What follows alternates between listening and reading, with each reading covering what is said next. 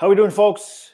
Coach Glenn here. Today we're going to talk about, is coffee bad?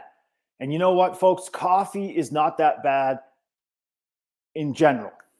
However, there are several things I'm going to discuss today that will give you some better perspective, because I know that lots of people vilify coffee as bad and you should avoid it. Whereas most people, they love their morning cup of coffee or their coffee during the day, not only to give them that caffeine boost, but because they enjoy the taste of it. So let me dive into, is coffee really that bad for you? Well, the first thing is you want to make sure you're getting really good, organic, ethically sourced coffee beans. Because unfortunately, folks, the way that coffee is mass produced, once the beans are in the warehouse, there's a high probability there's going to be mold toxins that accumulate from them sitting in the big warehouses before they're shipped. So you want to make sure that you're getting coffee that is produced and handled and shipped in a manner that you're not going to be getting that mold into your body, because you're going to get a lot of mold accumulation, and toxicity is really, really harmful for the body. So I'm very picky and very choosy with the types of coffee I drink. And I know that for the most part in the last decade, a lot of large coffee brands have gotten better at being able to reduce the amount of mold in their coffee, but you have to be very careful, folks. I typically don't eat the really low quality or drink the low quality coffee that you typically might get at your popular coffee brands. I'm typically a coffee snob, where I will buy the beans, grind them at the store, and then I will brew it myself at home, because I know the brands I'm getting are typically extremely good and very low mold or no mold, depending on, again, the brand. So that's number one.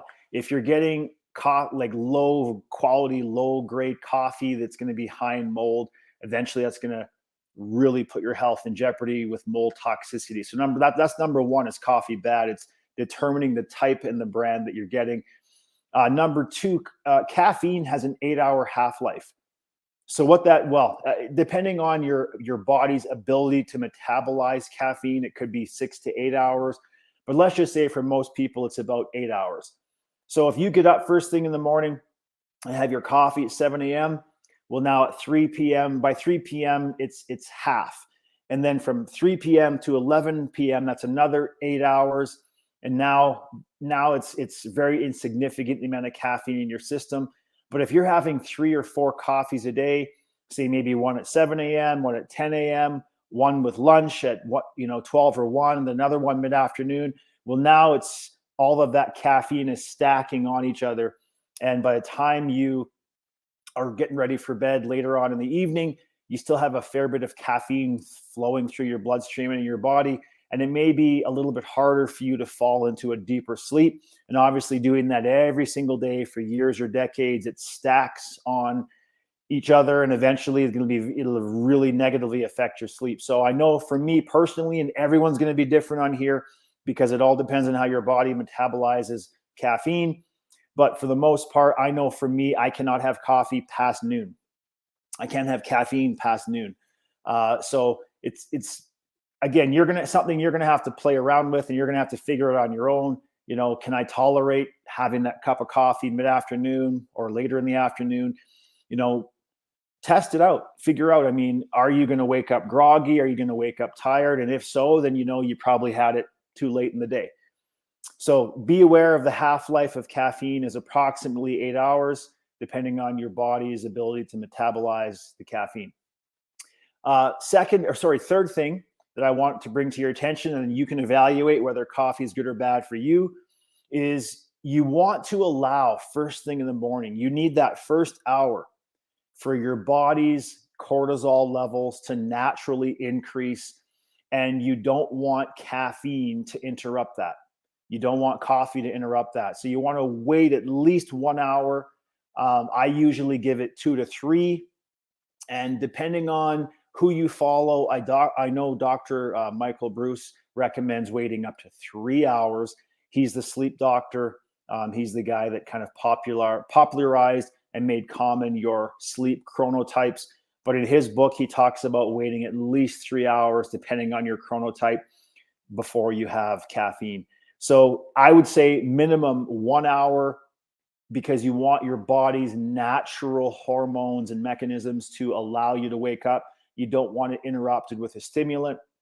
So if you get up at 6 and you're having your first sip of coffee at 6:05, I would say you're going to have to figure out a way to break that habit and wait at least an hour. Go do something else, go shower, go shave, do some stretches, do some meditation, do something else, read a book, go for a walk, do something else to fill your time with that hour.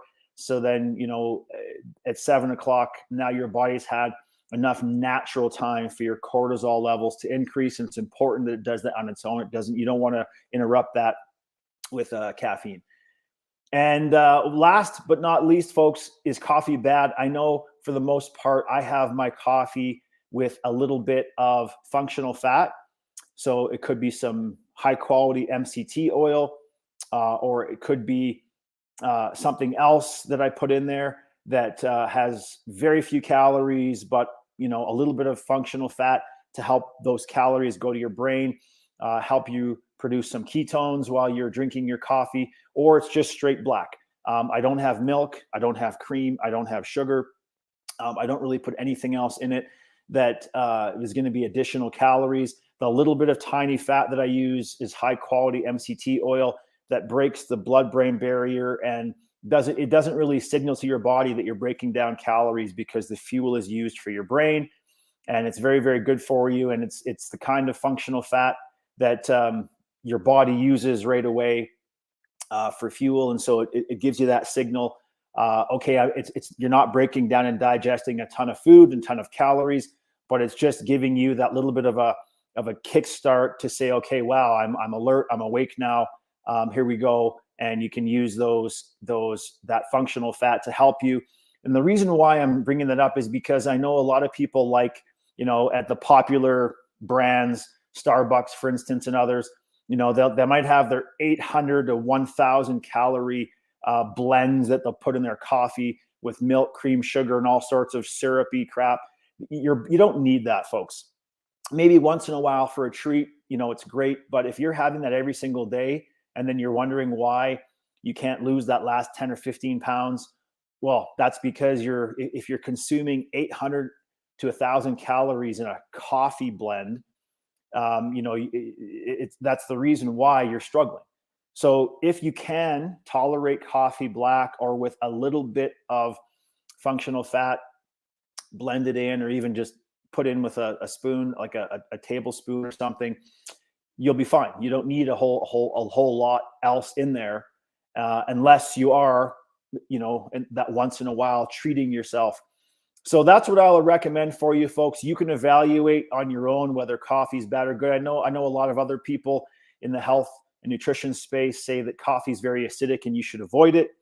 Again, that is going to be individual. If you are an individual that eats extremely healthy, whole food, organic, you've got a ton of green veggies and starchy tubers, and you're getting lots of healthy antioxidants from fruits and veggies, then you've got a pretty high alkaline balance there. And so you don't even need to worry about, because coffee is acidic, and if you're drinking lots of coffee and you're eating lots of beef and chicken, and you're not getting a whole lot of the other side of the colorful part of the plate, which are your fruits and veggies, predominantly leafy greens, then over time that's going to create an issue with your pH imbalance. But if you're eating very, very healthy and clean, I know a lot of people think they are, but if you were to really evaluate what you're eating in a day and in a week, I would bet for the most part, I know me included sometimes, but I guarantee you, when you're watching this, if you were to just evaluate what you ate yesterday, I guarantee it's probably more on the acidic side, and you want it to be a little bit more on the alkaline side. So you want to have a lot more foods that are higher than, I believe it's 7.2 pH. You want it a little bit higher than that.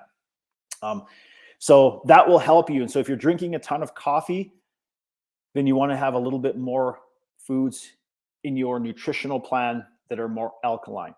So that's why I know a lot of people say avoid the coffee. But if you're eating well, you live well, you've got great healthy habits, 1 or 2 cups of coffee a day is going to be totally fine when it comes to the acidity issue. So I will debunk that right now. For those of you that are on the right track, you are eating healthy, you've got great sleep habits, you've got great nutrition habits, you move regularly. Having 1 or 2 cups of coffee a day in the overall spectrum is not going to be that acidic, folks. So I hope that helps clear up some myths around coffee and gives you some information about it.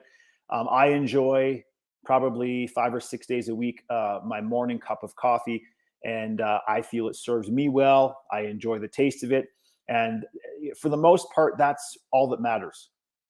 It's not damaging me. I'm not drinking pure sugar.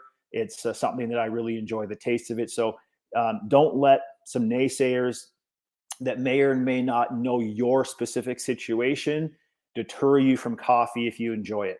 So that's it. That's all, folks. Have a great rest of your week. I know normally I do these lives on Friday at noon. However, I had some personal business to attend to yesterday. So I will see you next Friday at noon Mountain Standard Time, where we will talk more about health, nutrition, exercise to help you become a better version of you so you can be healthier and reach your health goals for 2023. Coach Glenn out. We'll talk to you again soon, folks. Take care. Have a great weekend.